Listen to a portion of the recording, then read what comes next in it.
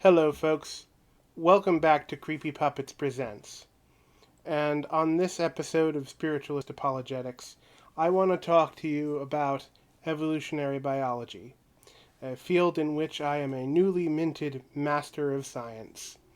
So I'm going to take us on a little bit of an evolutionary thought experiment today. So I want you to imagine that there's an entity.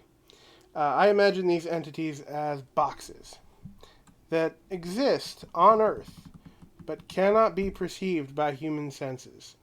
However, it would be possible for humans to develop an ability to see the boxes through a mutation. Evolutionary theory gives us two possibilities. The first is that no human mutates the ability to perceive the boxes. It's a boring case and we'll talk about it. But the second case is that at least some humans do mutate the ability to perceive the boxes. And let's call this mutation, using common biology parlance, allele A. Now, what's going to happen next is going to depend on how much impact the boxes have on human fitness. Are they man-eating boxes? Well, then yeah, probably allele A is going to spread like wildfire through the population, allowing primitive humans to see and not be eaten by the boxes. If these man-eating boxes exist in a world where no one mutates A, then humanity goes extinct. But if the boxes have a relatively small impact on fitness, we would expect the ability to see the boxes to go extinct eventually. New senses are extremely energy intensive, and natural selection tends to purge energy intensive structures without much use. In fact, as a scientific theory, evolutionary theory gives us an equation to calculate this precisely. Allele A will only survive if the fitness value A conveys is greater than the energy cost of maintaining A. Sure, A might survive in the gene pool for a while if it's a recessive allele, and it might emerge again from de novo mutation, or A might be suppressed by epigenetic signaling and then later re-emerge through some kind of atavism. But its overall fate is not good, and it certainly will not go to fixation, that is to say, a trait which every individual in the population has. So, what would human society be like in the wake of these boxes? Well, if nobody developed A, then humans would have no knowledge of the boxes until science could develop an ability to perceive the boxes by other means. But if some members of the population developed A, then we would expect only some people to have direct experience of the boxes, while the rest of humanity would have to take their word for it. We might call this privileged epistemology. Probably people with A would exist in every culture, so we would expect every culture to have some memory of the boxes in folklore. And for brevity's sake, I'm going to call all of this state S. When societies developed a scientific worldview, what would those societies make of the claims of invisible boxes, both from folklore and in modern times? Would they dismiss the folklore as fables and the modern claims as delusional? Would those who claim to see the boxes be institutionalized? Would they be charged with fraud? Would the study of the boxes be considered pseudoscience? Would an alternate universe James Randi set up an unwinnable $1 million prize demanding evidence for the boxes merely as a pretext to mock those who claim to be able to see the boxes? I think we all know the answer to these questions, folks.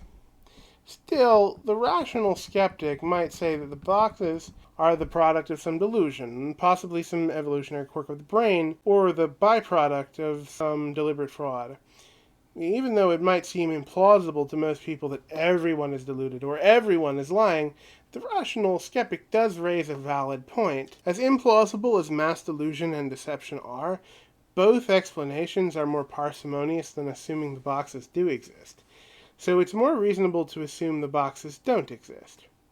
Unless, what if we're guaranteed that a hypersensory realm exists?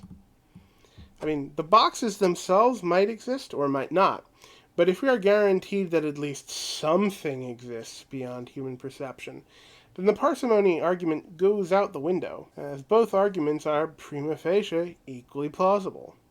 Well, this study in theoretical biology, I believe, strongly implies the existence of a hypersensory reality. The authors ran computer simulations to determine the fitness value of true perception, veridical perception, against useful but false perception. And every time, useful perception beat out accurate perception. In fact, accurate perception always went to extinction. So, in my lab, we have run hundreds of thousands of evolutionary game simulations with lots of different randomly chosen worlds and organisms that compete for resources in those worlds. Some of the organisms see all of the reality, others see just part of the reality, and some see none of the reality, only fitness. Who wins? Well, I hate to break it to you, but perception of reality goes extinct.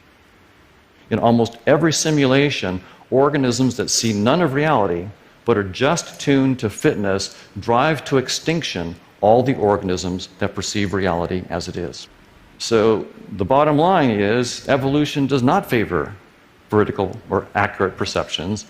Those perceptions of reality go extinct.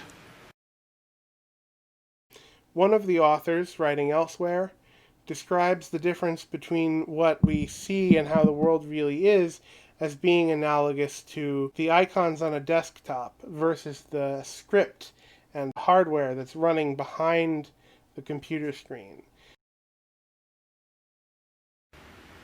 We're inclined to think that perception is like a window on reality as it is. The theory of evolution is telling us that this is an incorrect interpretation of our perceptions. Instead, reality is more like a 3D desktop that's designed to hide the complexity of the real world and guide adaptive behavior. Space as you perceive it is your desktop. Physical objects are just the icons in that desktop. And, obviously we should take the idea of moving the file into the trash, thereby deleting it, like we should take that seriously, but we shouldn't take it literally. We don't literally believe that there is a file and a trash can underneath the window that is my computer screen. And look, this is admittedly an inductive argument. The principles of evolution, taken together with a body of experience consistent with those principles of evolution, provide an evidential case in favor of the reality of the boxes. The delusion and deception hypotheses can't be discounted. After all, it's still possible that nobody mutated any hypersensory perception, but these hypotheses shouldn't be given the privilege of parsimony. And if we were being more rigorous in our argument, we might say something like, there's some hypersensory objects. If hypersensory object exists, and some subset of people have the ability to perceive the objects, which we called A, then state S must obtain. If we could logically prove that A were guaranteed to occur, then it would logically follow that state S had to obtain. From there, we might ask what phenomena fit S. The boxes are clearly an instance of S, which I remind you is a universal cultural, historic, and present perception of some hypersensory object by some people. Now, even if we could demonstrate that A must evolve, all that would do is give us at least one instance of state S is genuine. There may be other sets of phenomena that fit S, and these could be evidence of other hypersensory objects, but they could be delusions or deceptions. But we are guaranteed that at least one instance of S will be genuine. Of course, since our argument is evidential, we might appeal to evidence that suggests A has arisen.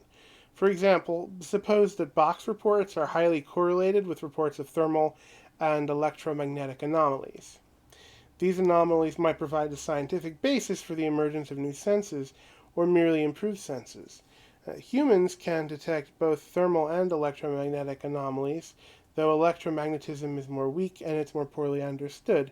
Electrophysiology is itself a relatively new field, but sharks have developed entirely novel sense organs, the ampullae of Lorenzini, to detect electromagnetic fields.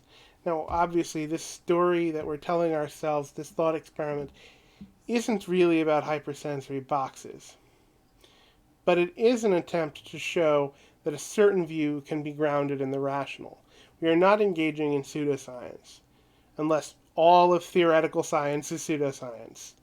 We're taking real scientific principles, well established scientific principles, and using them as a framework for explaining experiences and making predictions. And going forward, we can begin to, view ourselves as being a bit more grounded in the reasonable.